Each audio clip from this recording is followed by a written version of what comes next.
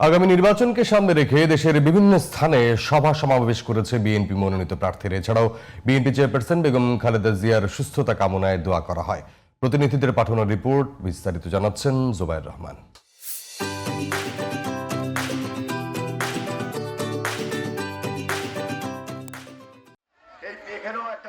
আগামীতে বিএনপি ক্ষমতায় গেলে বেকার ভাতা চালু ও কর্মসংস্থান সৃষ্টি করা হবে বলে মন্তব্য করেছেন বিএনপির যুগ্ম মহাসচিব শহীদউদ্দিন চৌধুরী অ্যানি।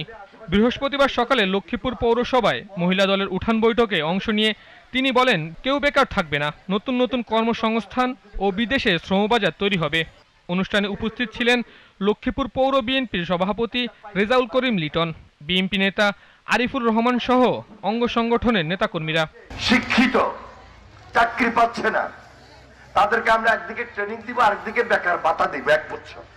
এর মধ্যে আপনি শিখে যাবেন, শিখে গিয়ে আপনি ওই যে ব্যবসায় কর্মসংস্থানের ব্যবস্থা হবে। আগামীর পৃথিবীতে টিকে থাকতে হলে প্রযুক্তির বিকল্প নেই। তথ্য প্রযুক্তির যুগে অ্যানালগের আর অস্তিত্ব নেই বলে মন্তব্য করেছেন জাতীয় নির্বাহী কমিটির সদস্য অ্যাডভোকেট এম রুহুল কুদ্দুস তালুকদার দুলু।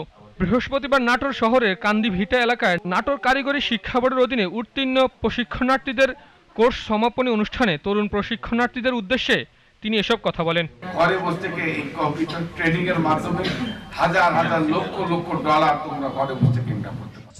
শেখ হাসিনা যে অন্যায়, অত্যাচার, নির্যাতন, গুম খুন করেছে তাই নয়, তারা শেয়ার বাজার সহ দেশের ব্যাংকগুলো লুট করে বিদেশে বেগমপাড়া তৈরি করেছে বলে মন্তব্য করেন বিএনপির যুগ্ম মহাসচিব খায়রুল কবির খোকন। বৃহস্পতিবার সকালে নরসিংদীর মাধবদীতে কাজীমুদ্দিন ফাউন্ডেশনের আয়োজিত বিএনপির চেয়ারপারসন বেগম খালেদা জিয়ার সুস্থতা দোয়া মাহফিল অনুষ্ঠানে এ মন্তব্য করেন। আমরা যদি দেশ পরিচালনার দায়িত্ব পাই, তার দেশের ধনী দরিদ্রের বৈষম্য কমিয়ে আনা হবে। বিএনপির ভারপ্রাপ্ত চেয়ারম্যানের দেয়া 31 দফা হবে আগামী দিনে বাংলাদেশ মানুষের মুক্তির সনদ বলে মন্তব্য করেছেন বিএনপির কেন্দ্রীয় কার্যনির্বাহী সংসদের ছাত্র বিষয়ক সম্পাদক রকিবুল ইসলাম বকুল। দুপুরে খুলনা নগরীর দৌলতপুরের সুধী সমাবেশে প্রধান অতিথির বক্তব্যে তিনি কথা বলেন। এ সময় বিএনপির চেয়ারপারসন বেগম খালেদা জিয়ার সুস্থতা কামনায় দোয়া করা হয়। পরে তিনি কালীবাড়ি এলাকায় গণসংযোগ করেন। Zubair Rahman, GTV news.